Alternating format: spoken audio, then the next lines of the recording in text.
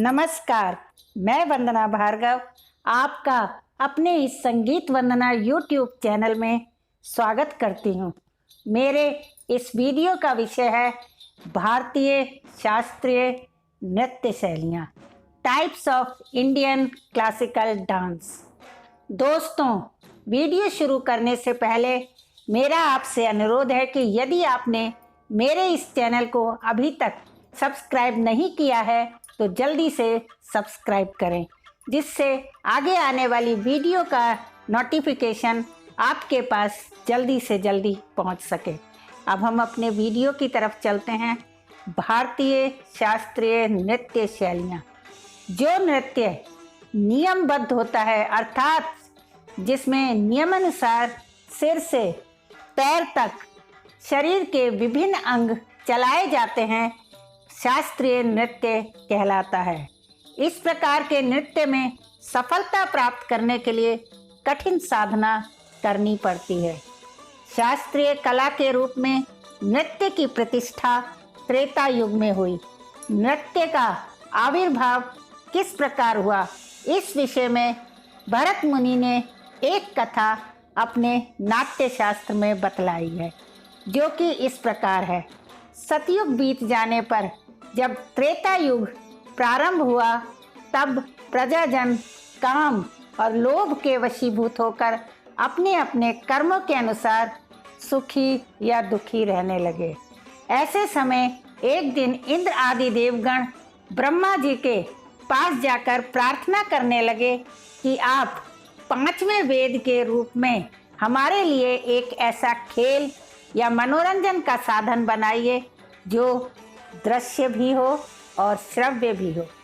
देवताओं का अनुरोध स्वीकार कर ब्रह्मा जी ने ऋग्वेद से कथानक, यजुर्वेद से अभिनय, सामवेद से संगीत और अथर्ववेद से रस को ग्रहण कर पांचवें वेद नाट्य वेद की रचना की।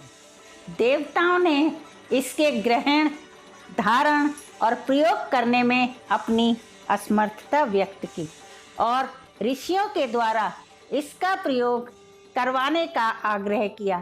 तब ब्रह्मा जी ने भरत मुनि को इस नाट्य वेद की शिक्षा दी तथा उन्हें अपने 100 पुत्रों के सहयोग से इसका प्रयोग प्रस्तुत करने का आदेश दिया।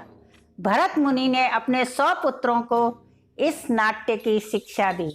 इसके बाद भरत मुनि ने अपने पुत्रों को पृथ्वी पर जाकर नाट्य प्रदर्शन करने की आज्ञा दी।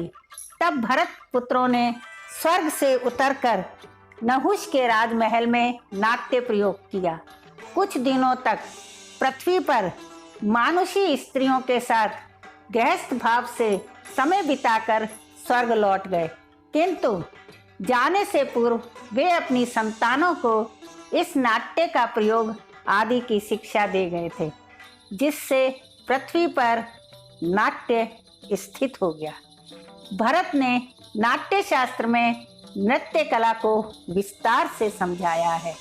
भारत के अलग अलग प्रांतों में शास्त्रीय आधार पर जिन तत्वों को ग्रहण किया गया है, उनमें शास्त्रीयता के साथ साथ लोक तत्वों के मिश्रण से कुछ नई शैलियों का जन्म हुआ और उसी के आधार पर लोक में सर्वाधिक प्रचलित नृत्य विधाएं भारतीय शास्त्रीय नृत्यों के नाम से जानी जाने लगी, जिनमें तांडव, लास्य, कथक, भरतनाट्यम, ओडिसी, कथकली, मणिपुरी, कुचिपुड़ी और मोहिनीअट्टम प्रमुख हैं, जिनके बारे में मैं अलग अलग आने वाली वीडियोस में बताऊंगी।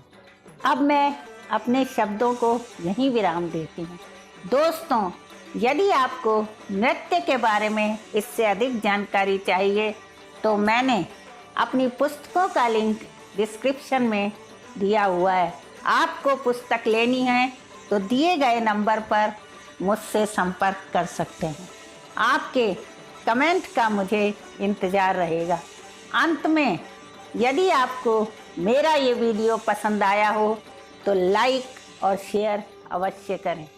चैनल पर मेरे साथ बने रहने के लिए चैनल को सब्सक्राइब करना ना भूलें और बेल आइकन को प्रेस करिए। धन्यवाद।